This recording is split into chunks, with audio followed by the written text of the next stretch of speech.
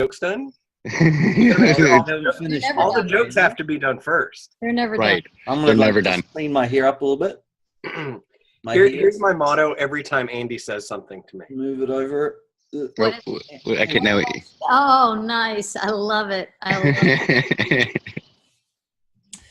So, all right, you tap dancing Timberwolves. Of BALLZ in your face marketing. And, you know, we probably should change it a little bit because we've got our first female guest and it sounds a little bit rough to say that, but you know what? It is what it is.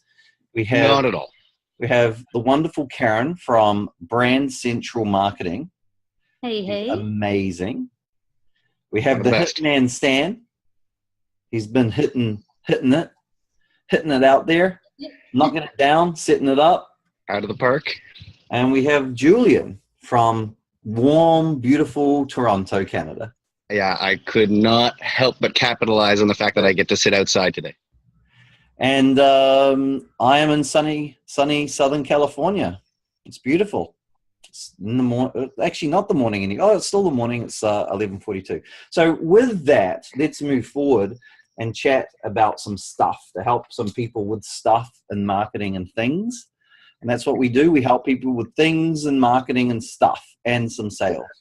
So the first thing that we wanted to talk about today is, well, actually, first of all, do we have 500 views?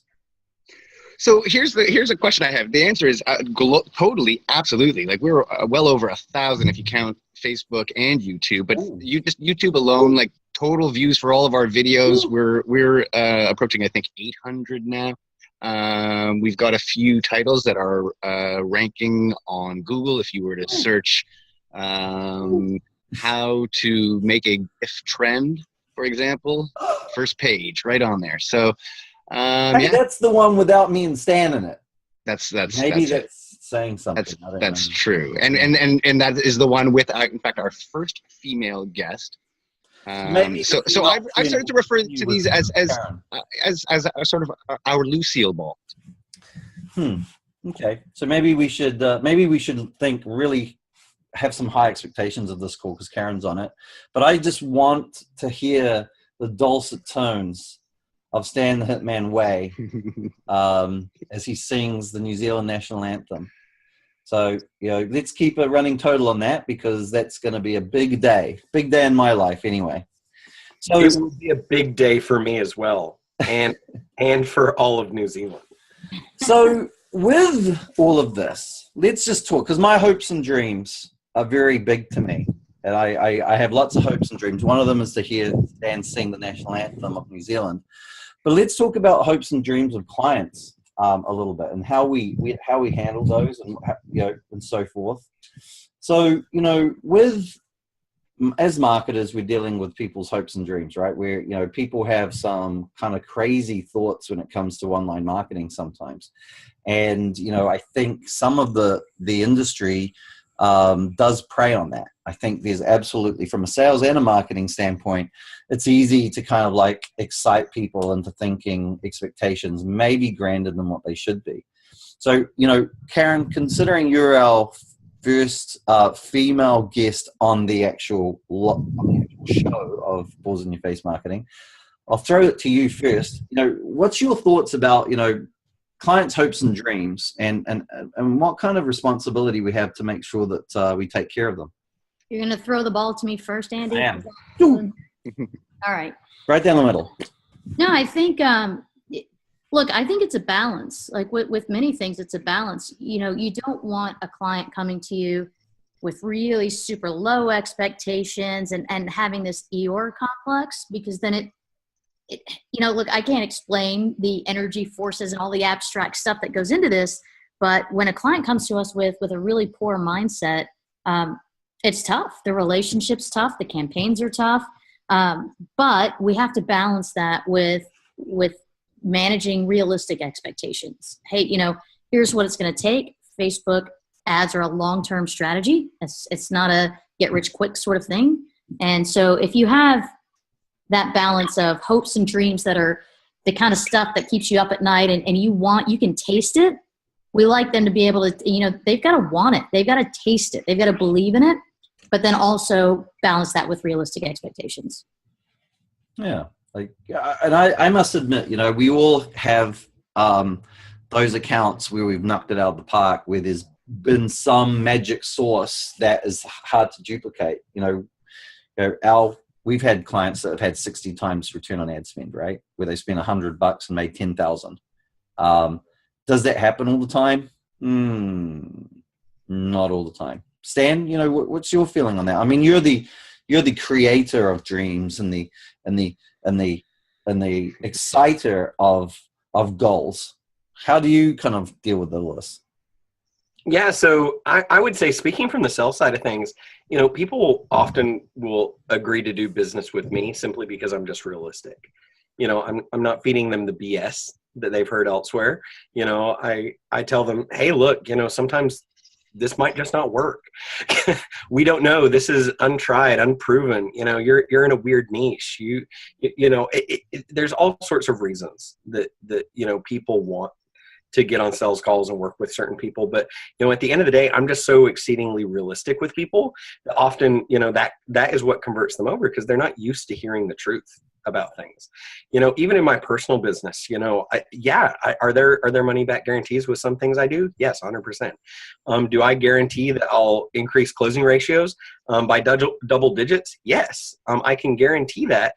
If you pay me enough and let me work with your team enough. But sometimes, like, you know, we were working on a contract this morning. You know, there is like so much open leeway in this contract for us to fulfill for this client that we're working with, because it's unknown territory for us. We don't know exactly what we're going to be able to do for their sales team. So, you know, and I was very honest, you know, in all of our communications, even the sales call, all of our emails and everything back and forth, and especially in the contract, like, look, there's no ironclad, we are going to do this by this day or anything else. And you know, before we even sent off the contract, Jessica, who works with me, you know, wrote an email and said, hey, you'll notice, you know, that we didn't really hold to anything because we don't know that we can do this for you. As opposed to another contract we sent out that said, hey, we're going to do this by this day. You know, just being upfront and honest with people, I think, earns people more business than anything else. And being upfront and honest, Julian.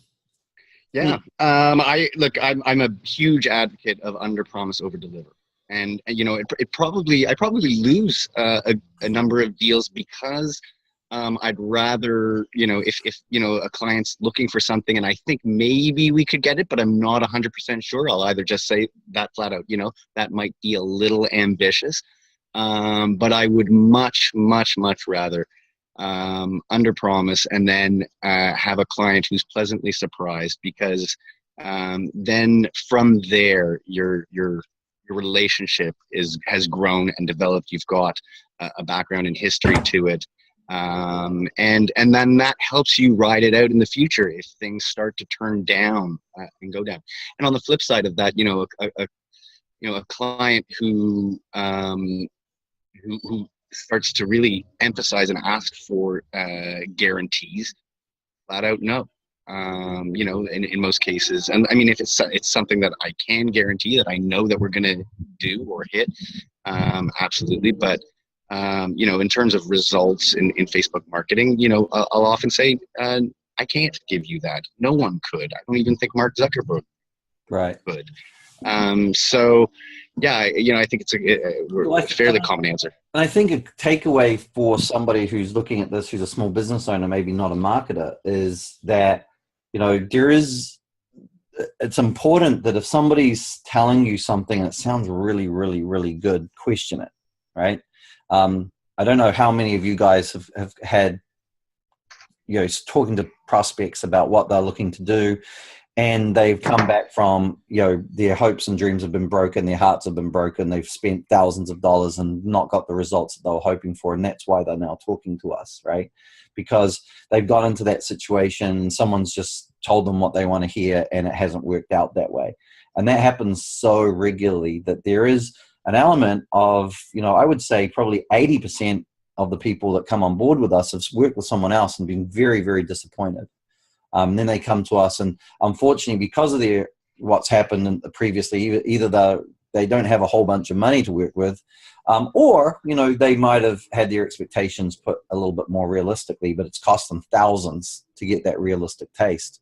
And I think, you know, just if you're a business owner and you're thinking about hiring a marketer, I think it's very, very, very, very important for you to be thinking whether or not this person sounds like they're trying to sell me snake oil, right? Right. You, I think it's also important for people to understand that we deal with a lot of intangibles, right? Like, if you're a marketer and you work on a campaign that develops maybe just a good feel, or you work on something that, let's say, makes sure that the exit or the onboarding or the experience is a good one, and then they have that positive experience, it's hard to always quantify the value of what we've created for them. So again, I tend to also emphasize the relationship side of it with.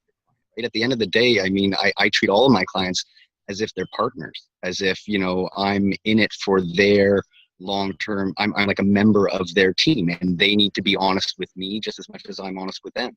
And it's really only in that kind of relationship that we can thrive together. Right. Anybody else want to finish off with that before we move on to the next one? Karen, you look like you've got something in there. Yeah, that's a great point. I mean, it is absolutely a partnership. It's not just a client-agency relationship. And one of the intangibles is the other person, the other party in that partnership. And so it's not always predictable. You don't know if you're going to get assets on time. You don't know what business needs or promotions or things are going to change between the time that you form an agreement and the time you go live. So it's communication is super important. And no matter how tight your onboarding process is, our businesses are all dynamic and things are changing, and we've got to be ready to adapt. And that all comes from a tight partnership. Right. Yeah. It's kind of like, as we all heard this statement a couple of weekends ago, we're 100% certain 100% of the time that we can do our bit 100% correct. The variable is the client. Right, which is totally fine. It's okay for that variable to be there, but that is where there is that unknown factor, right? Is controlling that variant. And obviously, we don't own Facebook, so Facebook could throw in a variable as well, and then things really get put. But I think from a hopes and dreams standpoint, when we're talking to a client or a client is talking to an agency, I think it's important for that client to have some realistic expectations.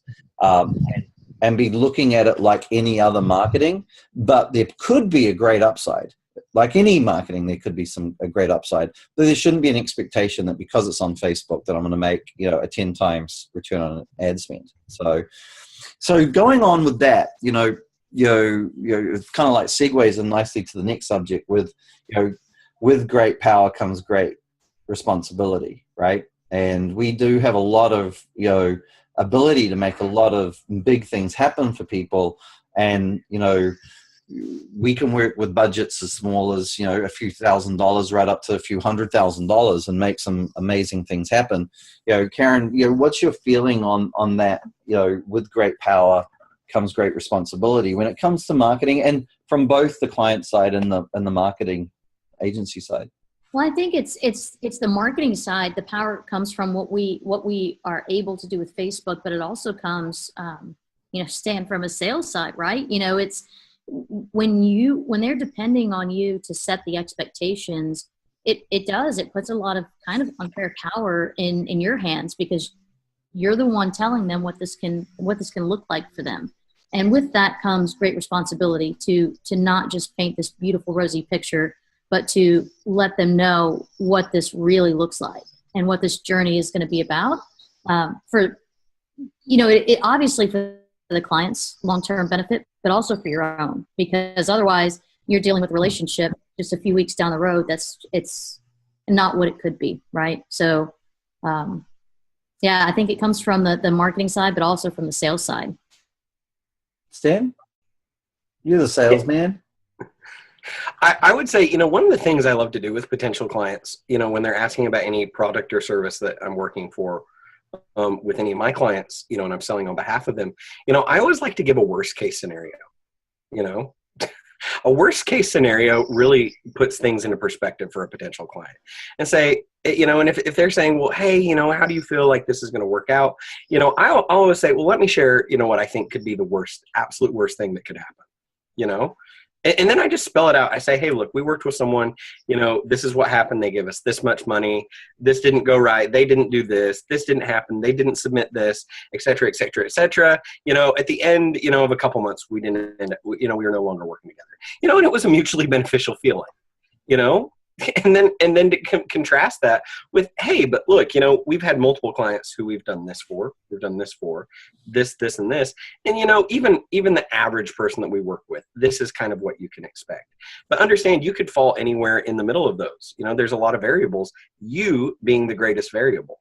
And and I'm not gonna lie, I took that from Tony Robbins. Tony Robbins, if you go to one of his multi-day events, one of the things he does is he makes you look at your business, look at your life, and sit and write down in longhand, what is the absolute worst thing that can happen to you? And for most people, it's literally like, okay, divorce, bankruptcy, get a new job. No one's going to die.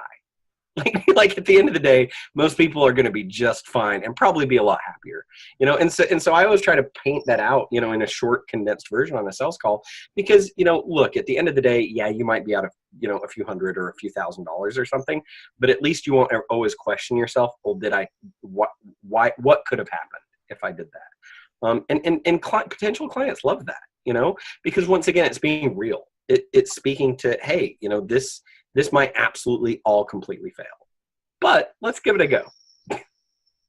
Well, and I kind of think that there's our agency is definitely making a bit of a shift in the way that we do things to help people shift from hopes and dreams and shift to belief and certainty. Because a lot of times, as agencies, we throw out proposals, right? Those proposals are based on a few questions and answers, and maybe a little bit of an audit of different things, but not a whole bunch of effort has gone into, because we just don't have time to put in the effort that maybe is needed to really get to the bottom of where a client is at in a perfect sense. And we throw things out, and sometimes, we've had it ourselves where we've gone through it, and from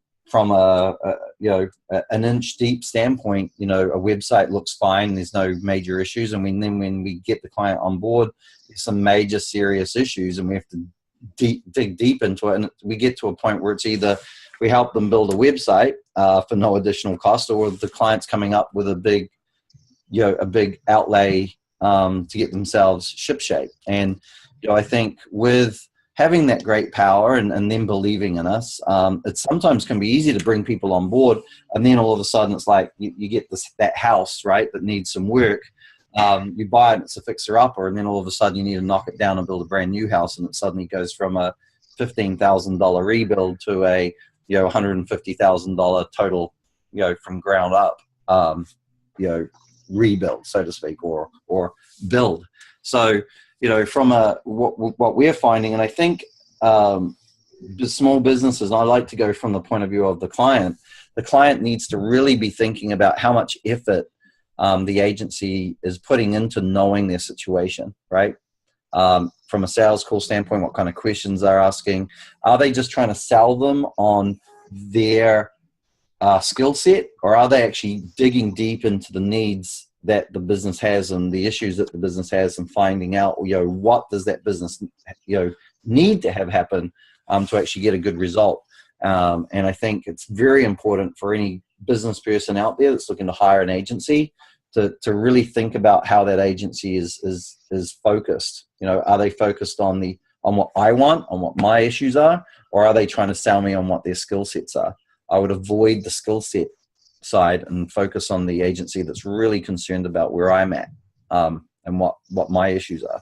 What do you think about that, Julian, sitting in the sunshine right there? Yeah, well, it's interesting, because at the outset of what you were saying, I was about to say, we started to look at things a little differently and start taking a bit of a teach a man to fish approach.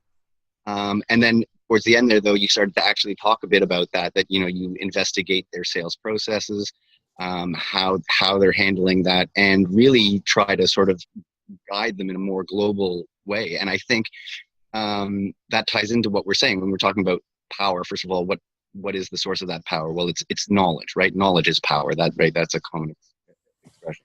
Yeah. And I think so. It's really more that, and I think that's common trend amongst many successful entrepreneurs who acquire that power. Look at guys like Gary Vee. Look at a lot of successful people. Once they reach a certain level, once they acquire that power, what do they tend to do? They actually do tend to want to just go out and help people, teach people, right? So I think for the most part, that is a natural progression. There's always going to be, I guess, some people out there who have that power and kind of hoard it and try to take advantage of people. There's always going to be that side, but I don't think that applies to most people. I think most people, once they achieve that, then they tend to want to kind of help others. Right. So that kind of like goes on to the next thing that I wanted to ask Karen, considering that she's the brains of this bunch of idiots that we've got on this show. You're not one of those idiots, Karen. There's 3 other idiots. So if you're looking for a great marketer, what makes a great marketer to you? Because it kind of knits into everything else that we're doing. So what's a great marketer in your mind? I think adaptability and the willingness to continue to learn. So, Facebook is acting as it's acting today, and we know exactly how to get results from Facebook today, but that may vary from, like you just said, customized solutions from client to client. Things are going to be different. So being able to adapt to each client, to being able to adapt to Facebook changes that happen every single week, it's just being able to adapt to issues. Things come up, and Mark Zuckerberg's own business. We say, well, the only one who knows what's going to happen with Facebook is Mark Zuckerberg, but I doubt that he saw some of these things coming, the things that he's dealing with right now. So there are surprises in his own business, and the ability to adapt to those things and keep your cool so that you can think through it and communicate through it is absolutely essential to being a good marketer. Especially online marketing, right? Because it changes so quickly, and new technologies, and it's so many different things. Like newspaper industry, it's kind of the same thing, and then online marketing actually affected newspapers and traditional media. Right. Traditional media is taking a big hit right now, but it was very similar for years and decades and decades and decades. The big changes with TV went from black and white to color, right? Then it started, then there was the cable coming along.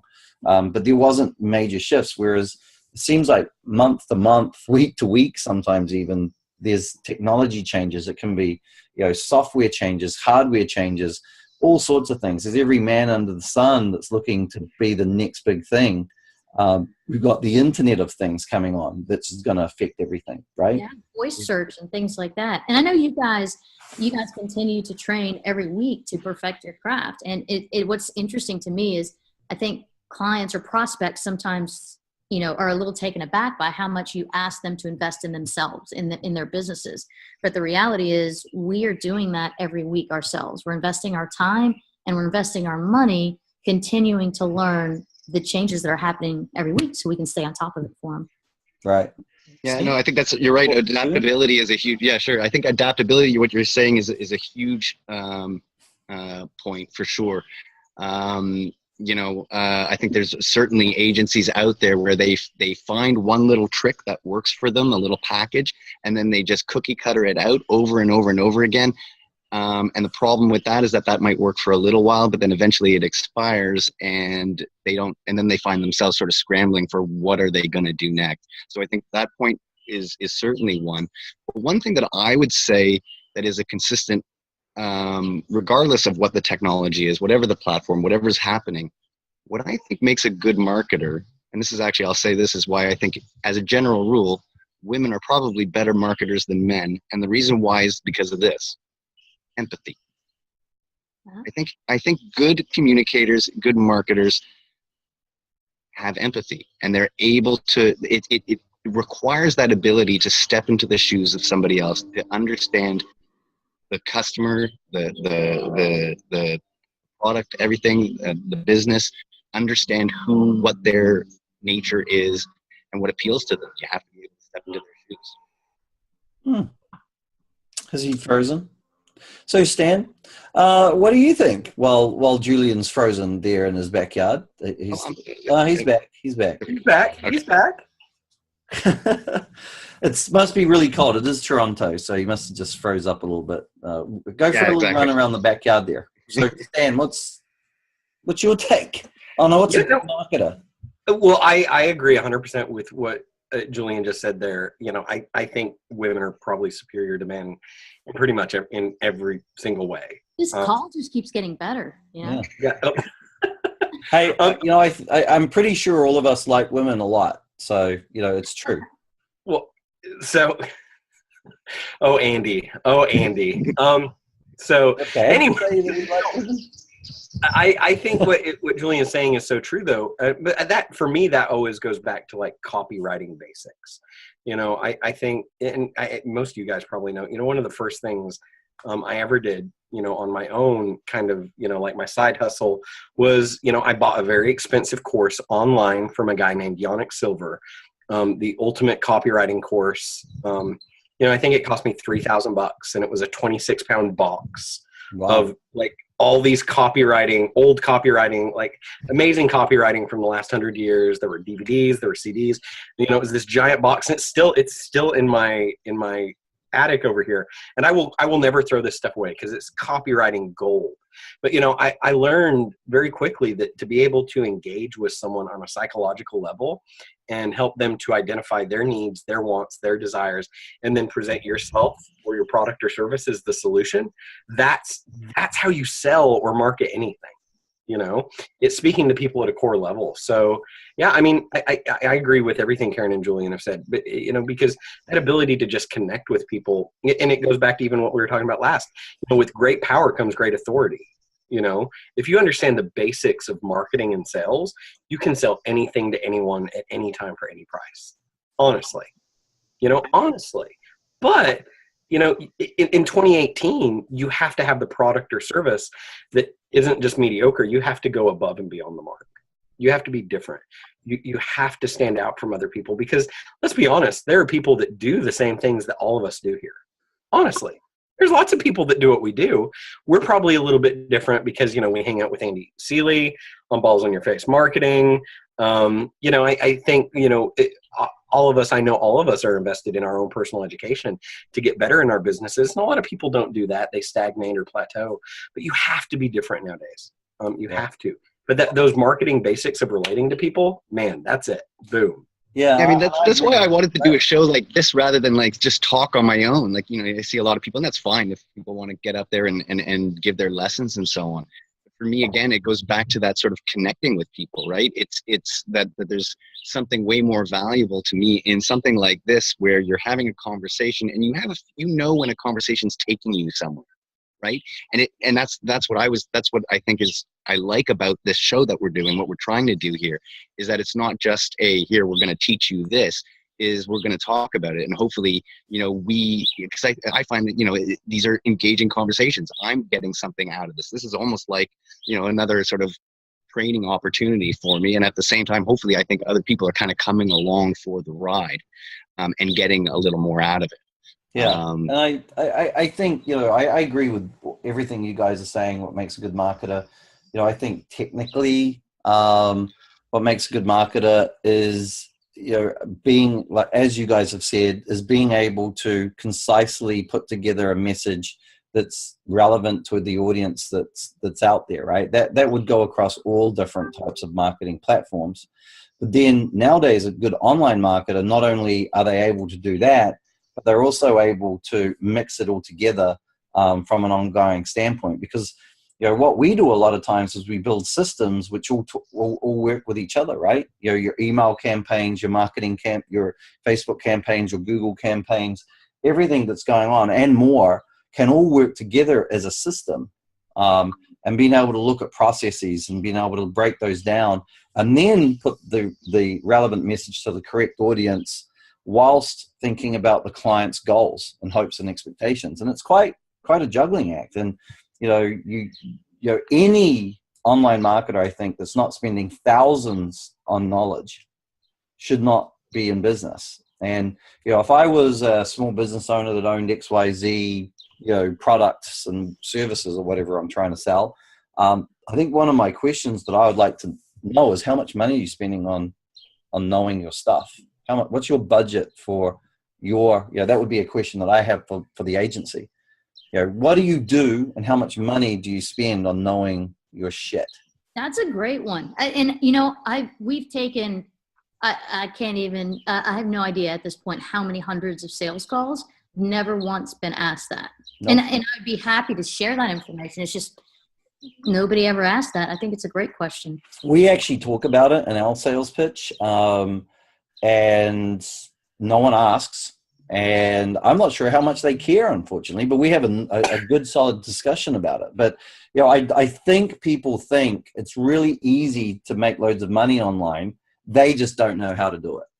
The reality is most people can't make it work because there's so many moving parts. I have an analogy that, a good system is like 100 checks, like a line with little check marks.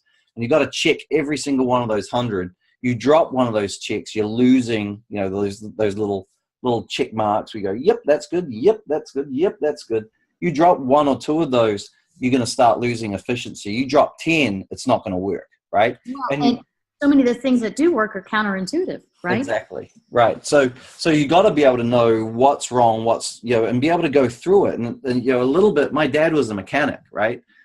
And people would bring his car and say, my car's not working, what's wrong with it? And he would say, well, leave it with me, we'll go through it and we'll find out. And they would go through it. They'd start from here and they'd oh, here it is. There's the problem. Fix it. Car's running, right? And how many times have we done audits of marketing systems, online systems, and we've gone through and there's a bunch of good stuff. We need to fix this. This is a big problem. And I think, if you're a small business owner and you're watching this show right now, my huge advice is to find out how much effort that people, your marketing company or your agency is putting into knowing their stuff and what their kind of process is. In fact, we're unveiling, and it's actually been really good. We've got 2 sales, Stan, you'll be happy about this, with this new process that we've got, where we're actually doing laying out the whole 9 yards of what we're going to do. And we're actually turning the whole process of bringing a new client on board from trying to convince them that we can take care of their hopes and dreams to actually showing them the certainty and belief in what we do. And it's already paying off. So I think that's a really big thing for people. So they have a little bit more certainty that they're not going to be sold bullshit from people that are going to try and sell them crap. Because the danger of this business is, look, I'm in a home office right now. We have 10 employees, scattered around the world, right? All of them work from home. So we don't have an agency with slides and blackboards and, crazy stuff and like ping pong tables and stuff and bean bags all over the place. We don't have that. We have a virtual office where everyone's connected, right? The difference is that there's freelancers out there that know nothing. They know how to post things on Facebook, and then they sell their services at $500 a month, and people get nothing, right? And I think that's a big issue. Now, I do have another. This is more of on the topical side of things. I want to talk to you guys and get your thoughts on this. So, this was an article that was on Marketing Week last week. And it's basically talking about how, it's been the slowest growth in 2 years for mainstream media, right? So from budgets. So marketing budgets have grown at the slowest rate for the last 2 years for regular traditional media. What is your thoughts on that? It seems like money is starting to shift in a real sense. I mean, we already know that that's starting to happen, but it's really starting to be, impacting the regular main media systems that are out there. What's your thoughts on that, Miss Karen? Yeah, I think, for those of us who are just neck deep in digital marketing, it's not at all a surprise. This has been going on for a long time. The shift has been happening. There are some much bigger companies and sometimes big box retail or big brands. Those guys, they're big ships. It takes a while to get those ships turned around, to get budgets reallocated and get through the red tape. But that's finally happening, and things are changing pretty quickly. But I'll it's not. I'll give you some facts, some figures, so you guys can actually think about this. Like, so direct marketing, obviously, is down over 6%, right? The amount of money being allocated to direct marketing. Sales promotions is down 6%. Market research, funnily enough, is down 3%. Mainstream media, the traditional media, is down 3%. But then you look at PR is at 0. Internet is up 10%. Up 10%. It's more measurable. Yeah. Data is absolutely gold, and that's not reflected in those market research numbers. But I think sometimes, if you've ever really tried to buy market research from NPD or big market research firms, that stuff is really, really expensive. And then you've got to say, okay, what do I do with this information? Meanwhile, you can spend that money on Facebook, get the data, and get the results at the same time. It makes sense. Yeah. I think the immediacy of the data is a big factor of it, and then also the direct relationship with the audience is a big factor of it. A lot of people are realizing that is now the way to actually connect, and that's how people are responding. Like, Dan's spoken a lot about this. That people want to be wowed. People want to be impressed. Any client I'm talking to these days, they want to push boundaries, and that's what usually people are looking for when they seek a marketer, is something new, something edgy, something that's going to make them stand out. A TV commercial, how does that stand out anymore? It doesn't. So, and again, obviously, I think a lot of people have clearly caught on to the fact that engaging with your clients in a very personal way just not only has an immediate gain, but a long-term gain that's powerful. So this data doesn't surprise me one bit. Stan, do you have any? I love that you have to just get an input from everyone. Like, there's just thoughts. Your thoughts can be, I agree with you. Well, I disagree with you. I just don't want to tell you why. It might be more fun if I disagree. Yeah. But no. I will say what impresses me about the numbers you just gave. Is that, obviously everyone's putting a lot of money into online advertising. Traditional media is all kind of dead. The thing that surprised me was you said, PR is kind of at 0%. It's stagnant growth. And I think that's really interesting.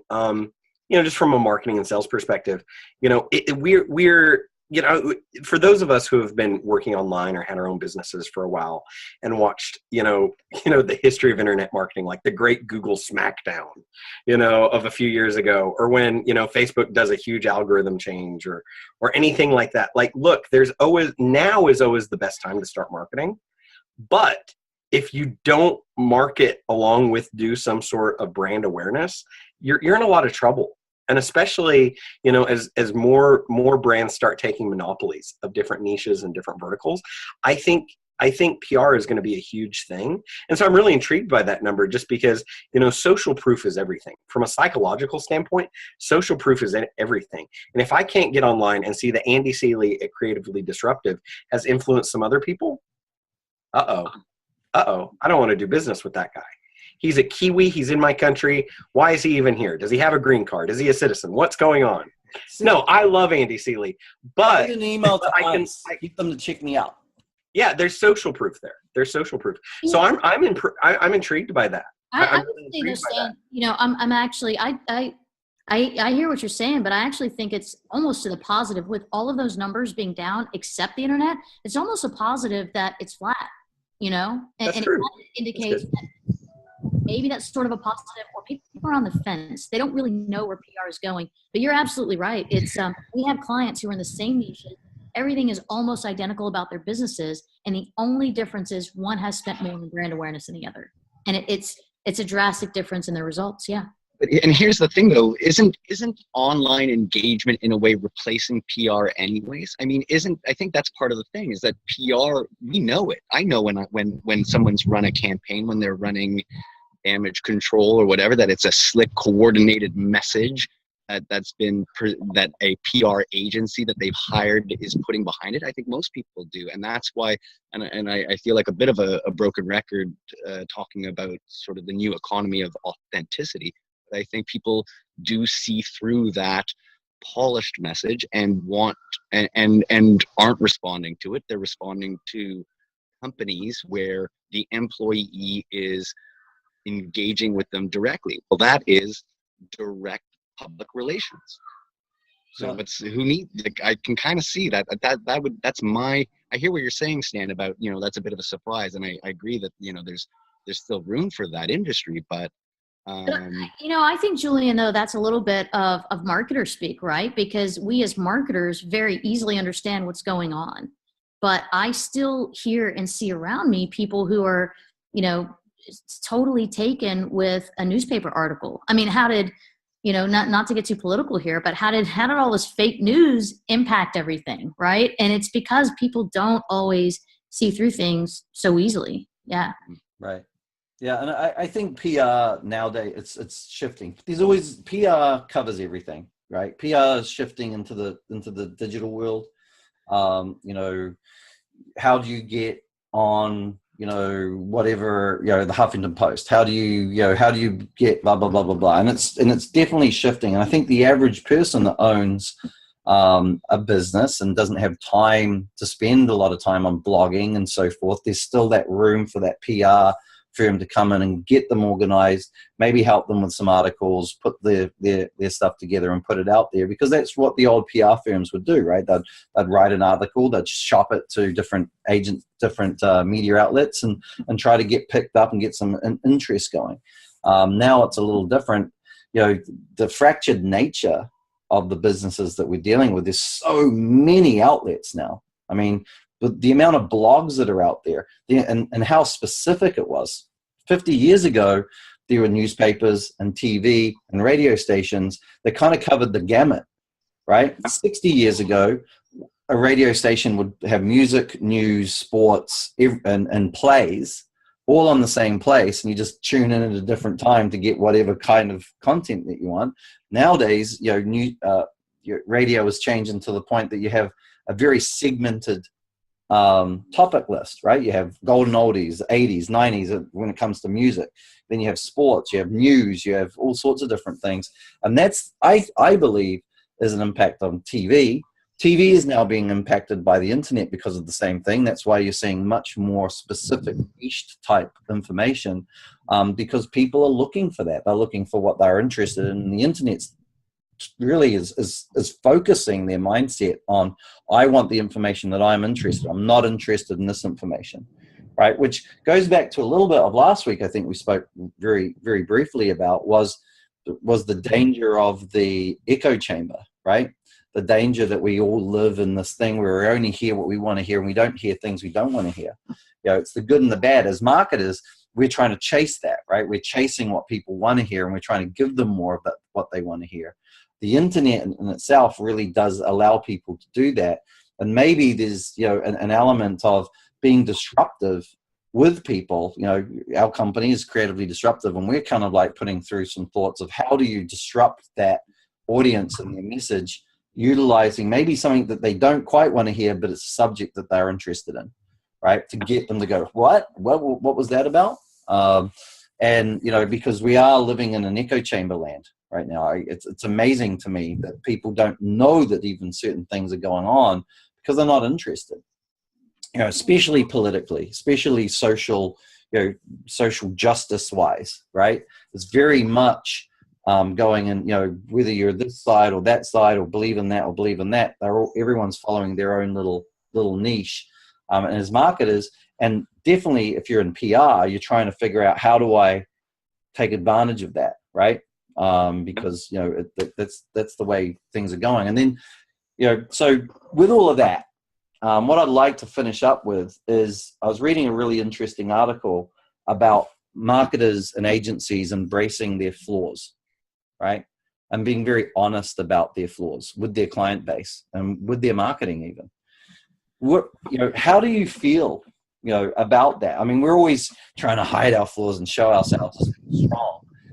I personally kind of buy into that, because because it's that realism, it's that grittiness, it's that honesty that I'm seeing people are wanting to hear a lot more. We brought on 2 clients last week, and both of them said that they decided to work with us because they felt like they were getting the true story. They didn't feel like they were being pitched to. They felt like they were getting honest conversation. How do you guys feel about it? And we're very fair with our thought. We tell people, hey, we're not going to be dealing with this. You'll need some help with that. We might be able to push you in a direction that can help you with that. Karen, from the point of view of marketers need to be a little bit more honest about their flaws. Where's your mind on that? Absolutely. I couldn't agree more, but that's kind of my take as a person, as a marketer, as a business. It's absolute crap if someone tells you, oh no, my biggest flaw is I'm a perfectionist, that sort of right interview answer that people try to pull off. But it's no, our flaws are very real. It's what help us relate to our clients. Sometimes we screw up, we do. And when we do, we're the first to reach out to the client and say, hey, listen, we screwed up. Here's what we did. And here's how we're going to fix it. So sorry, you don't want it to happen, but it happens. And we've never had a client who's been upset with us. We've had clients who say, you know what, I don't even need that remedy. I appreciate you just telling me, just being honest and letting us know. There are flaws in our process. We're always refining our processes. And yeah, we're super honest about our businesses the way we want them to be about their businesses. Stan, do you agree? Oh no, I agree 1,000,000%. I mean, just a giant amount. I agree with Karen, mostly just because I love Karen as a person. And I think everyone, if they don't want to work with, you 2 ugly mugs, they should definitely work with Karen. But the fact is, like, look, we are our brands, we are our businesses, and just being honest about who we are. From a marketing standpoint, I understand, you go to my website, it's peak sales results with Stan Way.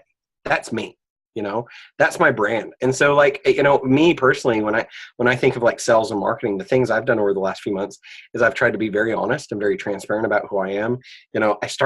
I'm really bad at Instagram. I used to open Instagram once every 2 weeks just to make sure my sister-in-law was alive. But your stories game is on fire right now. I know. My Instagram stories game is on fire. And what's funny is, like, I talk about losing 20-some pounds, being on a ketogenic diet, or the other day I'm like, there's a giant chunk of sunburned flesh, just scaly, gross. It looks like a giant booger on my nose. That's another. And I'm talking, but there's this giant thing. So the next video, I'm like, oh, hey, by the way, guys, sorry about this. I have a giant chunk of flesh on my nose. Is that your only floor? Oh no, I've got hours of I think flaws. it's your only floor. Oh, well, thank you, Andy. I love you. But it's funny because those things, like, look, and I've been on LinkedIn, and I shared some things on LinkedIn a couple months ago. I've gained 3 clients from LinkedIn that I never even knew existed. I closed a client for my Instagram story last week because I was joking around about working so late at night. When you look at what you do and what you're putting out there, like, just be honest and be yourself. I'm a quirky guy. You guys all know me really personally. Like, I'm a weird, quirky guy, but I'm like really upfront about it. Like, yeah, I'm really upfront about it. So, like, look, if you like to work with weird, quirky people that are a little too chipper, great. I'm a great fit for you. And because I am myself, and I've got flaws. One of my flaws is, that sometimes I let Andy Seeley talk me into things that I shouldn't do. Yes. Like, be on a podcast called BALLZ in Your Face Marketing. Like, look, this is an experiment in and of itself. Yeah. But being honest about it and saying, hey, look, we've created a podcast. This might be great or it might suck. If nothing else, Stan Way will sing a couple of national anthems over the course of a couple months. I feel we've already won. We've already won with We've that. already won. Yeah. Yeah. Here's the thing too about it though, right? Is that, and you've got years of experience like myself in the industry. You would probably remember back in the day, right? There was only print, radio, and TV. Okay, so you can go around and say we're the best we do all 3 and we're the best, right?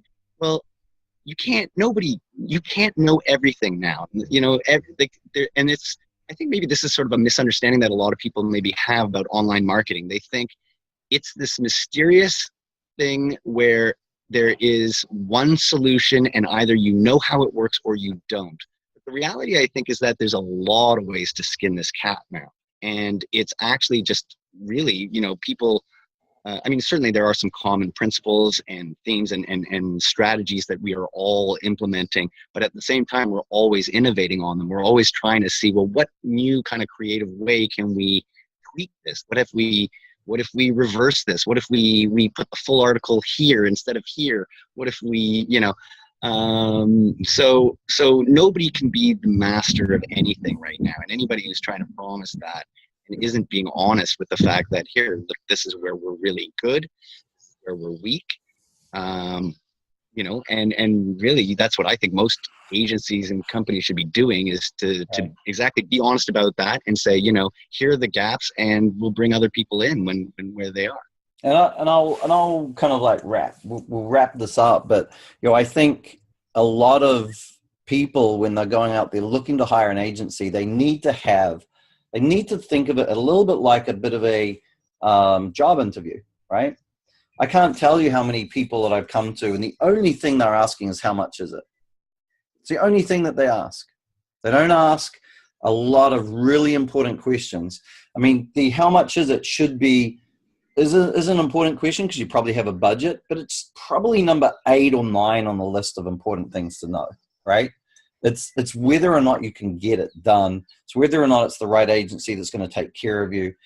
There's a lot of questions. In fact, I think I might even, put some effort in and write up a list of questions for people. We'll throw it up on the Bills in Your Face blog.com, whatever it's called. What is it called, Julian? I don't know. BIYFmarketing.com. There you go.